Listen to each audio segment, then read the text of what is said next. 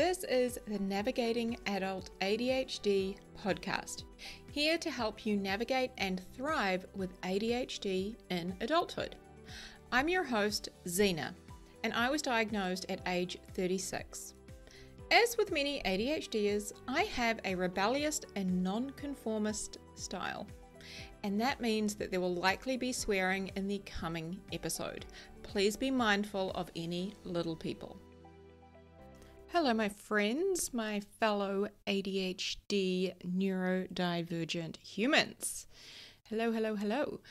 Today we're going to talk about emotional dysregulation, and I think I mentioned in the last episode, if you listened, that I had an experience recently that I wanted to share with you all as it relates to emotional dysregulation. So last week I had a period of about 3 days, I would say, where I just felt really quite low. Like, I wasn't depressed, but I was really low mood, and I was actually quite anxious. And there was nothing that had happened. I wasn't worried about anything specific. There was no, uncertainty that would perhaps trigger the anxiety. There was no real concrete explanation for having the, feelings that I was having. And yet that was my emotional state of being. I was really low mood and I was quite flat and I was anxious. And this went on for a few days. And at one stage, somebody said to me, "Are you okay? You seem kind of moody." And that was the moment that it really clicked for me. Oh, hang on a minute. I'm just emotionally dysregulated. That is all that's going on. Because prior to that, I had been really trying to figure out what the fuck is wrong with me? What is going on? Why do I feel this way? Like nothing has happened. Like, have I not been doing, using the tools? Have I not been taking my meds? Have I not been, doing all the things I know that support me? Like what's brought this about? I'd been really trying to kind of figure it out and fix it or solve it so that I could feel better. When in actual fact, I just needed to allow myself to feel the way I was feeling, which I think is often really difficult for us to do because, we're growing up being told and kind of taught that we should always feel good or we should feel better. So, for example, if you come home and you're disappointed about something that happened at school and your mum might say to you, "Oh, they're there, it'll be okay," or "You'll do better next time," or "Feel better," or "Cheer up." Like there's often this, growing up, we've had this implication that we should feel good all of the time and we should be happy all of the time. Don't worry, be happy, cheer up, buck up, you're too pretty to be upset. Like, don't get me started on the patriarchal bullshit in there. But anyway, what I'm saying is like, we've kind of been taught that,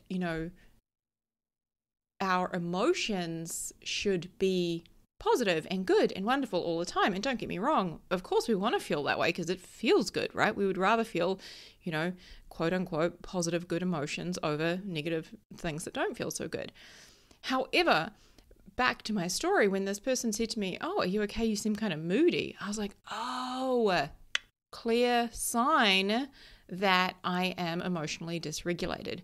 Because so often when we are emotionally dysregulated, it appears as moody to other people. That's how they think we are. We're being moody. And they might say, "Oh, you seem like really up and down or all over the place." And that might be what you are, thinking and feeling about yourself. Up and down, all over the place, moody, highs and lows, that kind of thing. That is often what emotional dysregulation can look like. Now, it is a very core symptom of ADHD. Like, it is one of our executive functions. So it is normal for those of us with ADHD to have some challenges around regulating our emotions and, feeling them and processing them and, kind of understanding them. We can have real challenge with that. that's just normal for those of us with ADHD. It's okay, right? So what it can look like when we are emotionally dysregulated is it can look like overreacting or not letting things go. Ooh, I can relate to that one. I like to hold on to things sometimes. It can look like anxiety or intense emotional reactions, positive or negative. It can look like depression. It can look like feeling out of control.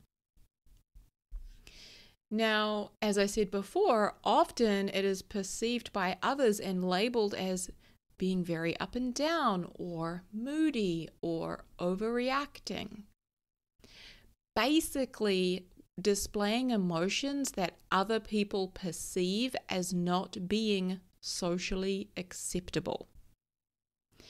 And that right there is just like, I think such a big thing for me is like, we are neurodivergent humans and we are living in a neurotypical world. So what happens is like the way that we behave as neurodivergent humans isn't always considered, air quotes, socially acceptable by the neurotypical standards, which pisses me off to no end. But it doesn't mean we're wrong or bad because we're different. Like, I wrote this whole post on social media. I'm going on a total tangent, my friends. This is a squirrel moment, typical ADHD, right? But I wrote this whole post the other day on social media and I shared it about how, I'm anti-normal. And, the whole idea of normal just pisses me off and sounds so boring. But at the same time, like, it's all kind of tied into this being different. Like people want to fit in and be normal, whereas the beauty in the world that we crave and that we chase is different. Like, imagine if every single tree on the planet looked the same, or every single human being looked the same, or every single house looked the same. How fucking boring would that world be? It is the differences, the nuances, the color instead of the black and white. Like, those are the things, differences that add flavor and joy and excitement. Like, those are the things that we enjoy when we travel. We're looking for different, we're looking for unique things that we can't get at home, right? Different is incredible, if you ask me. But like, it really is, right? Like, we can prove this from a social standpoint. Like, so many people, choose different things and like different things and like to stand out in various ways, right? And we, the select few who are neurodivergent, right, we're those people. We are the ones who are different. And one of the ways that we are different is we feel more. We feel deeply and quickly, and we display our emotions in a different way to a perhaps neurotypical human. Okay. Gosh, I feel like I went on a bit of a tangent there, but it was fun. So one other thing I wanted to say is, like, ADHD sometimes takes away the brain's pause button. And we know this if you're a person who interrupts other people, if you're impulsive, that's definitely one of my ADHD qualities, is I will, interrupt people and talk over them all the time. Happens all the time. And I'm not doing it to be an asshole. It's just that my brain doesn't have a pause button. That's it. And I think for so many of us with ADHD, that's the case, right? Like, we don't have a pause button, which sometimes means in the emotional context, when we're feeling these emotions, intense emotions in our body, and we don't have the pause button, which might allow, somebody else to pause and think about it, like, how do I want to react to this? Or what do I want to say to this? We don't have the pause button, so we just go straight to the reaction and the saying of the things or the doing of the things. Okay, which often can result, like, it feels like a bit of a roller coaster on the inside. Buckle up, we're going for a ride. Now, one thing I wanted to say is, as humans, we are meaning-making machines, okay? So we attach meaning to everything. When we see a sunrise, we make it mean, that's so beautiful and, like this is such an enjoyable moment. Or we go out to dinner with a partner and, they say something that we don't like. We make it mean maybe they don't care about me. Or perhaps you get home and they don't ask you how your day was, and you make it mean they're not interested in how my day was. We're forever attaching meaning to things all day long. We attach meaning to a conversation, to words that somebody has. When somebody doesn't text us back, and you know how you can tell when someone's read a message? It really grinds on me. I kind of wish we couldn't tell. But you know how you can tell when someone's read a message? We make that mean something. Like, oh shit, did I say the wrong thing? Did I do the wrong thing? Should I not have said that? Should I have asked something else? Should I have reworded that? Do they not like me anymore? Do they not want to come? We attach meaning to everything all day long, okay? We are meaning-making machines. And when we are emotionally dysregulated, right, when our emotions aren't quite right in our body, maybe like me, you're experiencing this period of like low mood and anxiety, which isn't your kind of normal, but maybe you have it like a few days every month, or maybe you experience it every now and again, or maybe you experience anxiety on a regular basis, right? One of my friends who I talked to today, she experiences depression on a regular basis, and that's part of her emotional dysregulation. She has ADHD.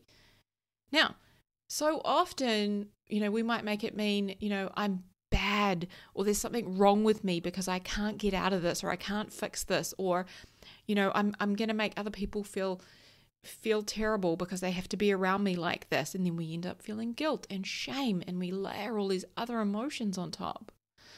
Or we think we need to change it, or we need to fix something because something is wrong if I feel this way. I shouldn't feel this way. Like at the beginning, I was saying, it's kind of implied in society we should be happy all the time. Complete bullshit, by the way. Not a single person on this planet is happy 24/7. Physical impossibility. It's a whole nother podcast episode, right? So what happens when we're emotionally dysregulated is very often the meaning we attach to it is something is wrong, or, there's something wrong with me, or I'm a bad human and I feel guilt and ashamed, or we might make it mean we need to change or fix something. Okay, now, sometimes we are just emotionally dysregulated, right?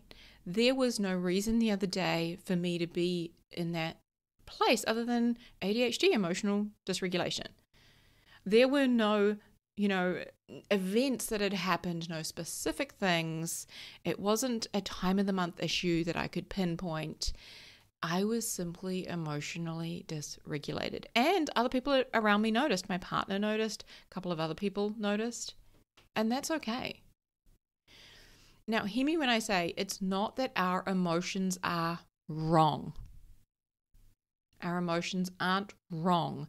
They aren't bad, and they don't have to be changed or fixed. Okay?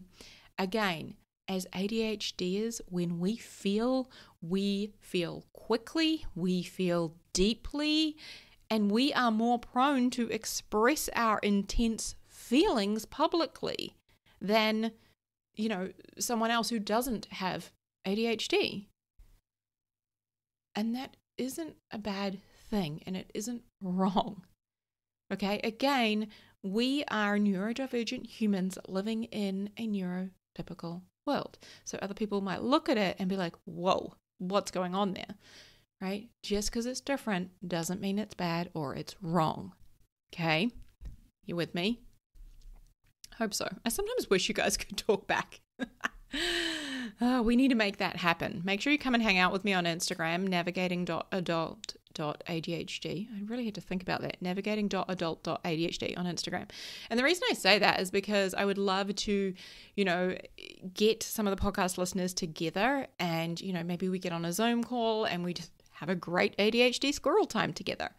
Okay. Also, I'm going to be doing some trainings and, just some things to help people better understand and thrive with their ADHD. So definitely come and hang out with me on Instagram. So let's talk about, regulating and soothing and supporting our emotions, because if we're honest, there's no class in school or college or anywhere. Like, there is no class that we take that teaches us how to, express our emotions, how to feel our emotions, and how to support ourselves emotionally and mentally, and also work with our nervous system. There is no class. So I think this is simply part of adult development. And especially, for those of us with ADHD, having some extra tools in our tool belt to be able to, work with our emotions rather than kind of fighting against them can be incredibly supportive. Now, while we're on that note, and because I'm in a, squirrely, ranty mood today, that's just how I am. I just wanted to say that medication for ADHD is not enough. Medication is a tool.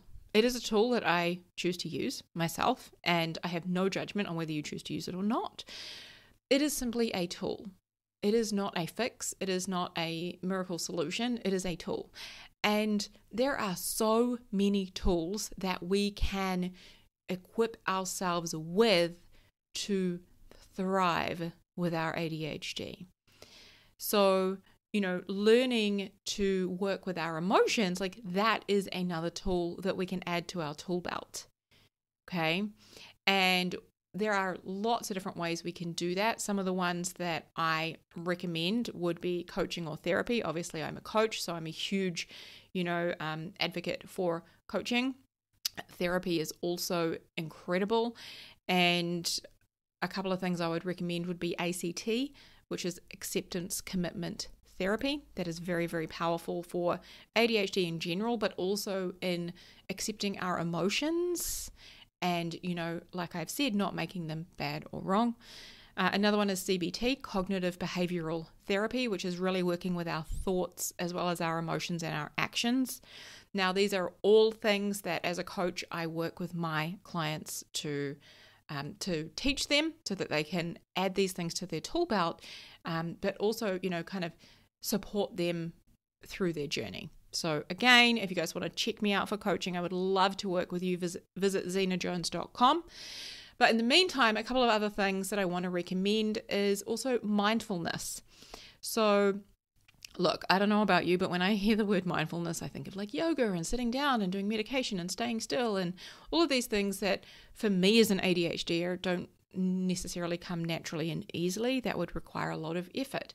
So that is one option. And when we say mindfulness, it's not even necessarily about the ones that I've just described. It can also be about, being out in nature and grounding and putting your feet in the sand or on the fresh grass. There are a lot of different techniques, deep breathing, like breathing exercises. These are things that can actually help you to regulate and soothe your nervous system and your emotions and basically take you out of a heightened kind of a state and relax you and your body. Okay. All right, I need to go back to my notes because I've kind of gone on a tangent. All right, so we can also start to do this by becoming aware of our emotions. Now, that has been a huge part of my journey, is being able to actually label my emotions and know what they are. Having the awareness is such a beautiful place to start. What am I feeling? Where am I feeling it in my body? Maybe even asking, why am I feeling it? Is there any reason? There doesn't have to be, as I've said. But being able to label your emotions and be aware of it instead of trying to kind of fight it. Very often we try to numb and avoid our feelings, but being able to name them and then working with our nervous system. I don't have time today to go into like how to process emotions, and I may do that in a future episode, but I think it's also something that perhaps we do in a training together, because it's one of those things I really feel like we need to do it together to be able to see it and experience it and have the awareness of asking questions. Anyway, tangent, totally. So ADHD today, it's awesome. So again, we can, use tools to process our feelings, but working with our nervous system, that's been a huge, huge, huge one. As ADHD our nervous system is wired differently. Our nervous system is wired differently. I'm going to have a whole episode on this, because the more we can understand how our nervous system is kind of different, we can also learn, why we do what we do and why we behave in certain ways, or, avoid certain things.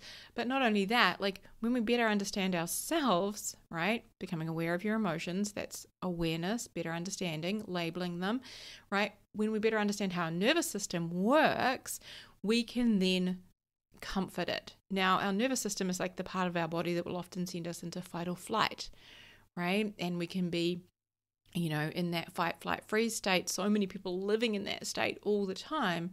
But when we're able to partner with our nervous system and soothe it, we can then, as I said, kind of bring it down a notch. It's like we can turn the volume down, right? We can take a lot of the intensity out of the emotions, a lot of the hard, scary parts out of the emotions. And eventually, like the more we learn how to process our emotions and work with our nervous system, the more we do it, like the easier it becomes for emotions to actually move through our body and dissipate. Okay.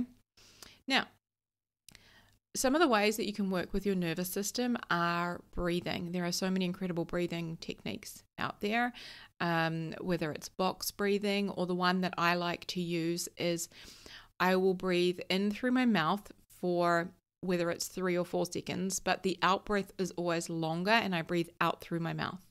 So this is my favorite one. I breathe in for 3 and then out through the mouth for longer than I've breathed in. So usually I'll count in for 3, out for 4 or 5, and I do that over and over and over again, and it really helps me to regulate. Again, working with the nerves and the nervous system and sensation and touch, one that has been really helpful for me is just to focus on the sensation of touch. If you can, close your eyes. Obviously, make sure you're safe and able to do that. But right where the crease of your elbow is, but on the inside. What do I call that? I don't know. Where it's like kind of really sensitive, like your elbow's on the back of your arm, but I'm talking about your inner arm, where they would like do a blood draw from. You know what I mean? So right there, kind of in that area, is a real sensitive kind of skin area. So what I will often do is I will get a finger and just trace circles ever so slowly around that area. And what we're doing is we're kind of trying to shut out other senses and drop out of our head and into our body and just focus ever so slightly on the sensation and all the different nuances of what that feels like. And when we do that, our breathing slows and we're starting to regulate our nervous system. Okay?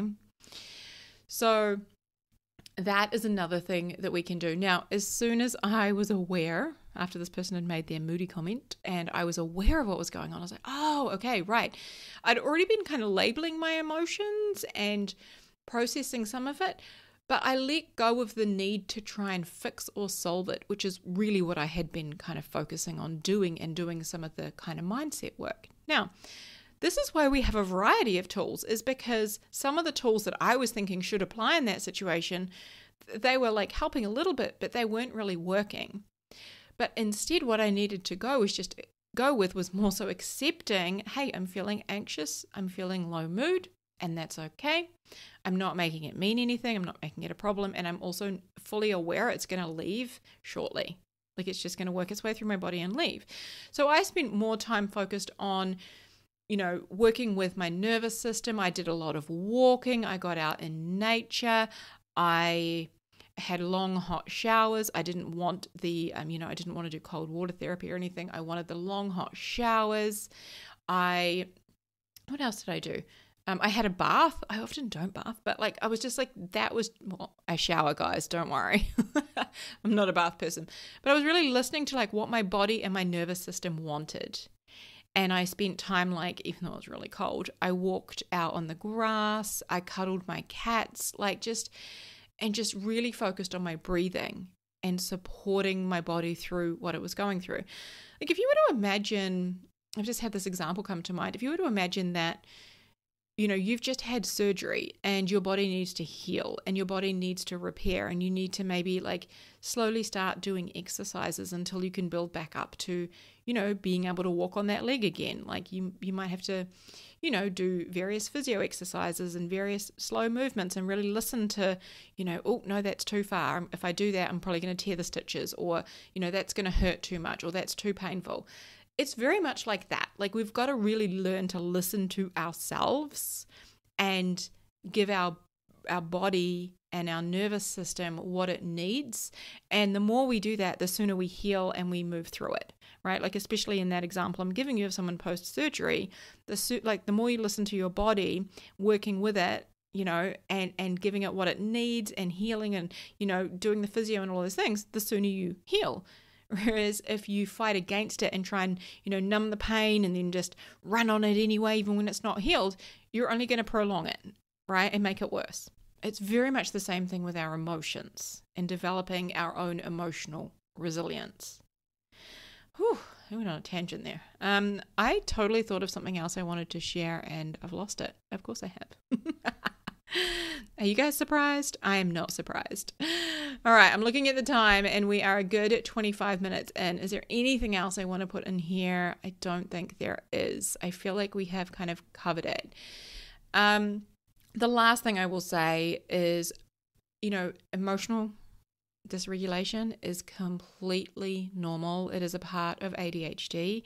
And again, I highly encourage you to, play with some of the things that I've suggested here, some of the tools that I've suggested here, and also, add your own tools to your tool belt for supporting yourself and your emotional, well-being and emotional resilience. Okay. Medication is awesome if that's the route you want to go, but it doesn't, stop you from feeling or experiencing emotional dysregulation. Okay. So that's why we want to add even more tools to your tool belt. All right, my friends. This has been such a fun episode. Huge love to you all. Take care. I'll see you soon. Hey, friend. I know exactly what it's like to feel frustrated and confused with your ADHD, and to wish that you could better understand what the hell is going on in your brain. And that's exactly why I created my coaching program, Thriving with ADHD. Inside Thriving with ADHD, you learn a step-by-step process to set and finally achieve your goals, to understand yourself and your ADHD. It's where you learn to feel better and manage your emotions and create systems and processes that work for you with your ADHD brain. This is designed for you to learn how to thrive with ADHD so you can create the life that you were meant to live. Visit zenajones.com/ADHD to learn more and book a consultation.